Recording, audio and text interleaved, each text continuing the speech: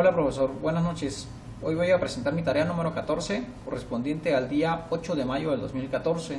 El tema es la anatomía de la crisis por Milton Friedman. En este video el señor nos muestra de alguna manera el origen de la crisis de 1929 en los Estados Unidos de Norteamérica. Lo que empezó con el cierre de algunos bancos, en especial el Banco de los Estados Unidos, uno de los bancos más importantes y grandes en ese momento, y la reacción en cadena que hubo debido al cierre de este banco, y que de alguna manera también el gobierno se mantuvo al margen, pues no le quiso inyectar capital para que este banco no se fuera a la quiebra. El cierre de este banco provocó el cierre de otros. Esto tuvo una repercusión primeramente a nivel local y después a nivel internacional, ya que muchos comerciantes o empresarios que tenían sus capitales invertidos en el Banco de los Estados Unidos pues se vieron limitados en cuanto este se fue a la quiebra, y eso afectó el comercio internacional. También nos habla que el gobierno jugó un papel muy importante en el origen de la crisis de 1929. Afirma que si el gobierno le hubiera inyectado capital a los bancos, es decir, les hubiera dado dinero para que estos bancos salieran en esta depresión, muchos problemas financieros se hubieran evitado y la crisis no hubiera sido tan devastadora de alguna manera. Esto lo hizo el gobierno. Ya al final del video el doctor Milton Friedman afirma que el gobierno no quiso intervenir para reafirmar su poder gubernamental, para convencer a todos que la iniciativa privada no puede manejar la economía de un país, es decir, que es el gobierno quien debe ocuparse de todo.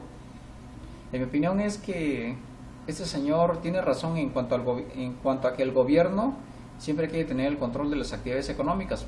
Obviamente es su mina de oro. Pero lo que no me parece adecuado es lo que menciona cuando culpa de alguna manera al gobierno de la crisis de 1929. Ese señor en videos anteriores menciona o es partidario de que el gobierno no debe tener interferencia en las actividades económicas, es decir, no debe interferir con el libre comercio. En este caso yo no sé por qué culpa al gobierno si el Banco de los Estados Unidos pertenecía a la iniciativa privada. Entonces en este video se contradice. Yo no estoy de acuerdo que el gobierno tenga la obligación de rescatar a estos bancos, pues no se debe, según Milton Friedman, no se deben mezclar el gobierno con la iniciativa privada, por el poder que el mismo gobierno influye sobre estas, maneja o quiere acaparar todo. Entonces ese señor me parece, bueno, plantea una idea que no estoy de acuerdo y a la vez me confunde. Pues no sería más adecuado que la misma iniciativa privada salvara a esos bancos, que hicieran un fondo para que salvara a esos bancos que se encuentran en algún momento de la historia en peligro de irse a la quiebra.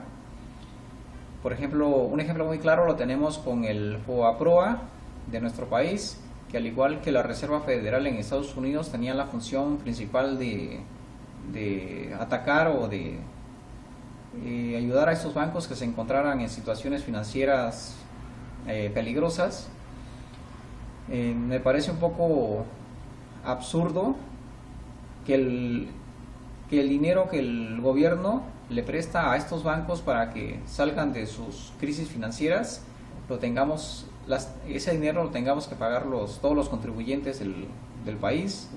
Entonces eso es lo que no me parece. Y bueno, la contradicción que maneja el autor, que ahora sí el gobierno tiene que intervenir o que ayudar a la iniciativa privada, cuando en los videos anteriores nos maneja que el gobierno se debe quedar limitado en cuanto a las actividades económicas, en cuanto a la iniciativa privada, no debe interferir. Y bueno, esa sería mi opinión.